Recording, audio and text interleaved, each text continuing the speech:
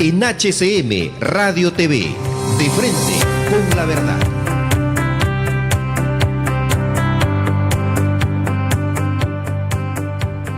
Muy buenas tardes, estimados amigos que nos escuchan a nivel nacional a través de la señal de internet en HCM Radio Televisión.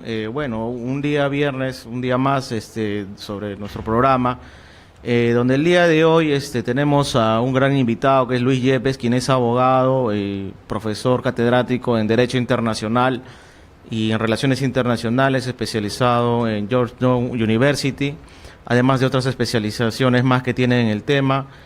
¿Cómo estás, Luis? ¿Qué tal tu saludo para HCM, nuestros radioescuchas? Muy buenas tardes. En primer lugar, quiero agradecer a Dios Todopoderoso que permite estar aquí esta tarde. Víctor, agradecerte por permitirme estar aquí en HCM Radio y un saludo a todos nuestros oyentes. Bien, gracias, Luis. Es una semana un poco cargada, ¿no? Bueno, últimamente lo que viene pasando en el Perú es realmente preocupante, ¿no? Con estos problemas del fenómeno del Niño, que bueno, pues han habido diversas opiniones bastante discrepantes, ¿no? Porque se suponía que Humala iba, a través de diversos decretos de urgencia, de emergencia, había decretado algo de 2.000 millones de soles para cubrir estos desastres que iban a ocurrir, que se estaba previendo ocurrir, que sin embargo no se sabe a dónde han sido transferidos, solamente una parte ha sido ejecutada a nivel de todos los niveles de gobierno, ¿no? Local, regional, nacional, y lo cual deja mal parado a nuestro país de todo lo que viene ocurriendo, ¿no? Existe acá de todas maneras responsabilidad, ¿no? Responsabilidad administrativa, responsabilidad política de quienes han estado en el gobierno de 2015, del actual gobierno en no estar detrás de los otros gobiernos locales y regionales para que ejecuten este presupuesto.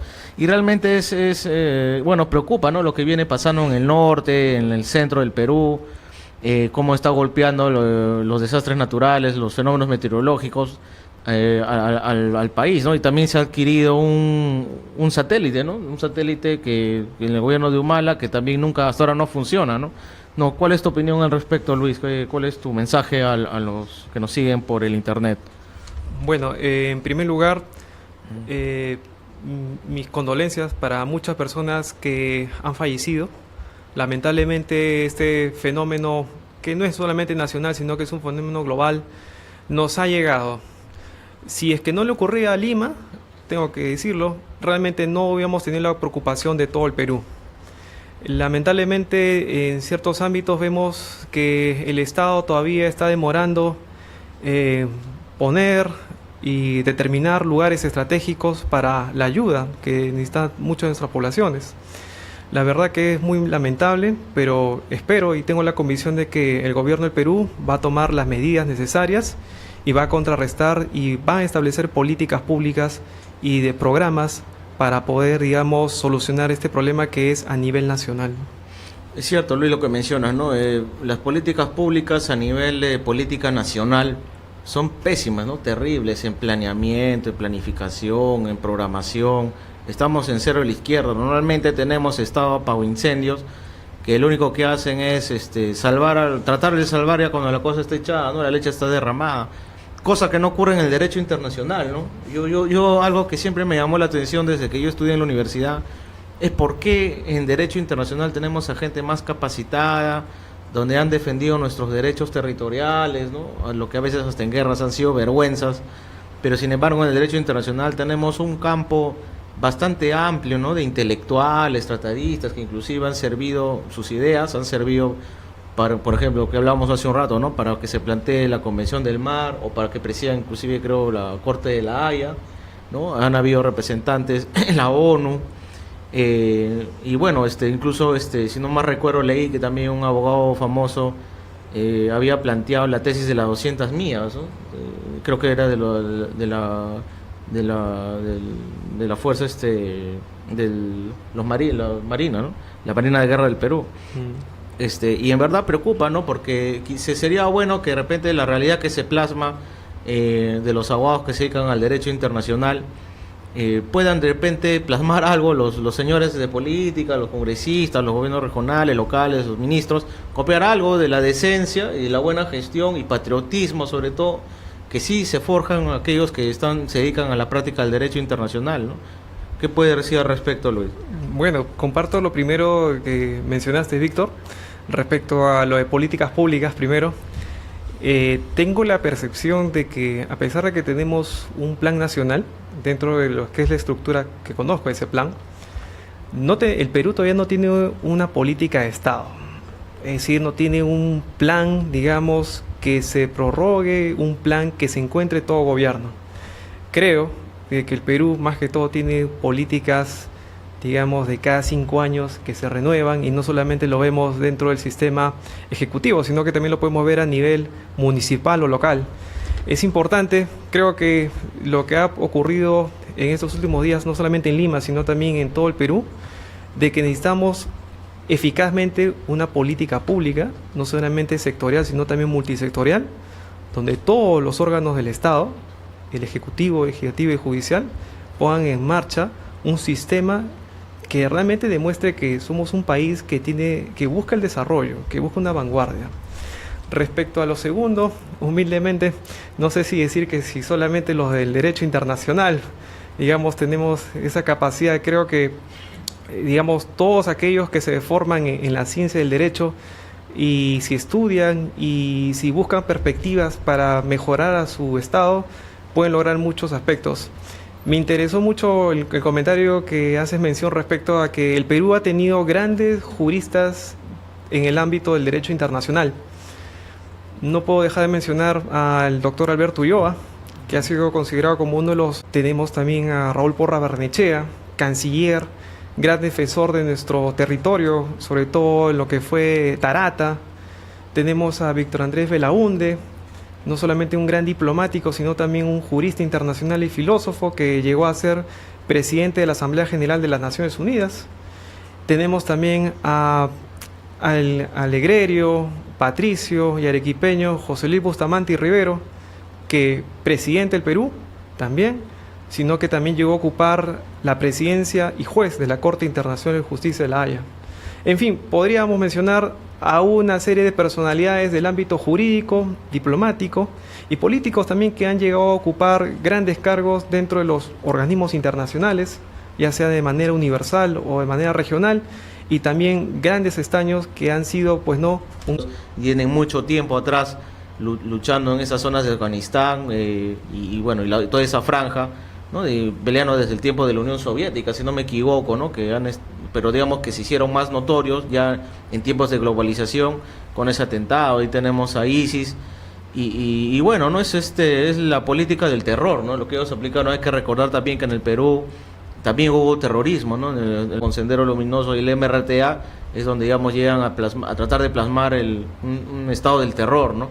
Y ahora, aplicado ya a nivel internacional, los árabes, bueno, los denominados grupos terroristas, siempre están tratando de, sobre todo en los países de Occidente, ¿no? de Europa, de los Estados Unidos, que es donde más tienen esa hambre, no sé, de destrucción. Bueno, ¿por dónde lo plantearíamos, Luis? Primero empezar a hablar de cuáles son los antecedentes, ¿no? Para que más o menos nos entiendan las personas que nos están siguiendo. ¿Cuáles son los antecedentes de esos grupos, ¿no? Al-Qaeda, ISIS, y por qué es que ellos se dedican a... O sea, si está bien, es cierto, la religión de la lucha, ni de la guerra, ni de matar a las personas, ¿no? ¿Cuál es tu posición respecto, y explícanos algo sobre los antecedentes de por qué se forman estos grupos terroristas? Muy bien. Yo lo quiero mencionar en base a lo que has mencionado, me parece muy correcto. La lucha contra el terrorismo. Nadie pensó que después de no solamente en Occidente, sino también en el mundo, pero de una forma tan drástica que ha puesto en jaque no solamente al tablero del mundo, sino también a muchos países de la región del Medio Oriente. El Estado Islámico es una organización armada que surgió al tablero internacional en el año 2014, 29 de junio de 2014, proclamándose como un califato.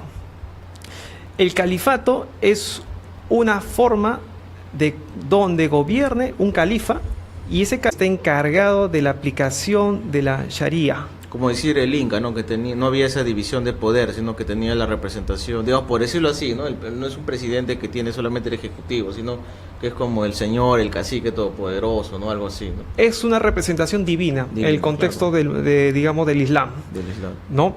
Digamos que Mahoma es, digamos, el representante directo de Alá, y el califa es prácticamente como una posición divina que asume un poder dentro de aquellos países que fueron parte del gran Islam.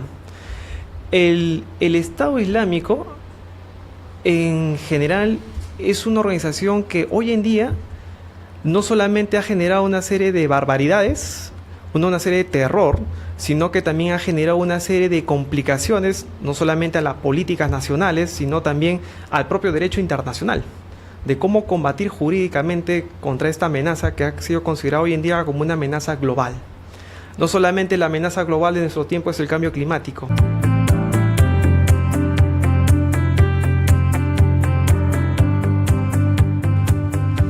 Bueno amigos, regresamos en De Frente con la Verdad. Estamos con Luis Yepes, quien es abogado especialista en Derecho Internacional, catedrático en diversas universidades sobre este tema, el tema del terrorismo internacional, ¿no? Ya habíamos pasado el tema del Estado Islámico, de cómo ellos, digamos, han evolucionado de otros grupos pseudoterroristas o terroristas a lo que es actualmente ahora, y lo que ellos es, como bien me conversábamos por, ¿no?, el pensamiento que ellos tienen.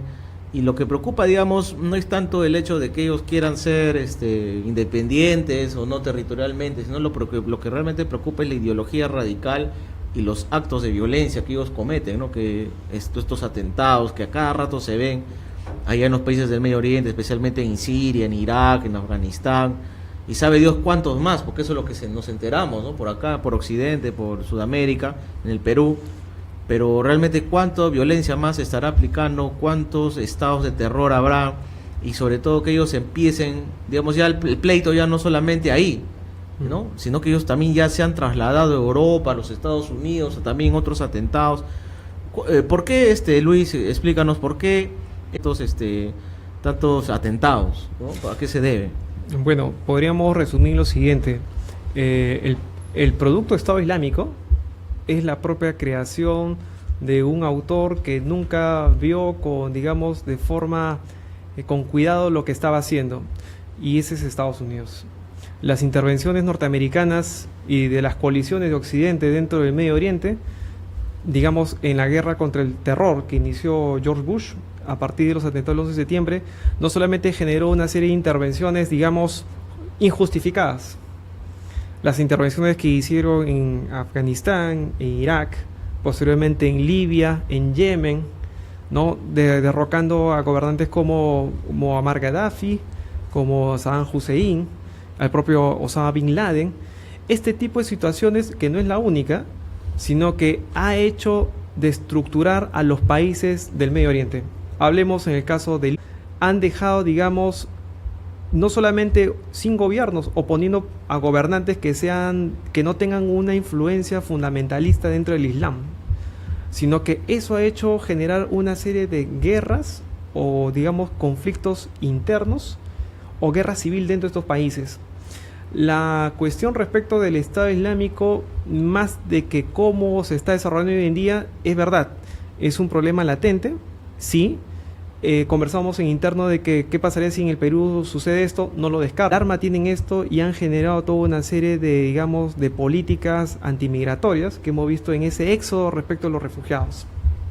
La intención de Estado Islámico, como mencionabas, es verdad, es conformar un gran Estado, y ellos en los territorios que han tomado posición mediante la fuerza, mediante el uso de armas, han tenido control bajo lugares terror, y que han tomado la posición de territorios, como lo he mencionado, estratégicos. ¿Cómo es que el Estado Islámico brevemente, digamos, ha adquirido este poder? Bueno, lo ha adquirido por el propio financiamiento de países árabes que apoyaban este grupo terrorista para que hagan la lucha contra el presidente Bashar al-Assad en Siria. Pero pareciese que se les escapó la mano, porque esos países patrocinadores que lo financiaban no se percataron que este grupo tenía otra visión, que no solamente era derrocar a Bashar al-Assad, sino una visión totalmente mucho más amplia que la que tenía el propio Al-Qaeda, de conformar un califato, es decir, volver a los tiempos de Mahoma. Y los grandes, digamos, territorios que conformaban el antiguo califato, hablamos de la Edad Media, son todo el Medio Oriente. O sea, lo que ellos quieren es, digamos, irse hasta Europa prácticamente, ¿no? O sea, si es que hablamos de un Estado Islámico, hay que recordar que claro, de Europa, todo lo que es el Medio Oriente, exactamente, ¿no? La parte de Europa Oriental, ¿no? Entonces, imagínate ese pensamiento que ellos tienen de crear básicamente un nuevo Estado, ¿no? Y lo que hacen respecto a lo que tú dices, los atentados, entonces es una venganza. Es una venganza, digamos, contra Francia, contra Inglaterra, contra estos países. Hablando un poco sobre el tema del Estado Islámico, hoy en día tiene una estructura, tiene un mando, tiene programas de asistencia social, imagínate. ¿Cómo es que se forma como Estado? Porque las personas que no han salido de los territorios de Siria e Irak se han quedado ahí y han tenido dos opciones. O bien se convierten al Islam o bien tienen la muerte. Pero no solamente tiene eso, sino que el Estado Islámico tiene una administración, digamos, bancaria. ¿Y cómo es que tiene tanto poder? ¿Cómo es que tiene tantas armas? Bueno, hay grupos que lo financian, es verdad, y a través también por la venta del crudo, del petróleo. Los venden o cobran, digamos, un rescate. Y también hace bastante publicidad por redes sociales, ¿no? Por Facebook, ¿no? Yo he visto por Facebook, inclusive a mí hace un tiempo me llegó una invitación por ahí de un grupo y hago clic y había bastante publicidad de estos grupos radicales, ¿no? Y exactamente, esa es la forma como ha hecho captar a muchas personas, sobre todo ortodoxos, musulmanes que han estado en Occidente y que han visto la forma de que ¿por qué luchar? ¿Por qué luchar? No especulamos respecto a cómo hacer una prognosis de cuál será el resultado del Estado Islámico, pero sí sabemos que el Estado Islámico hoy en día está perdiendo cierto control. En HCM Radio TV, de frente con la verdad.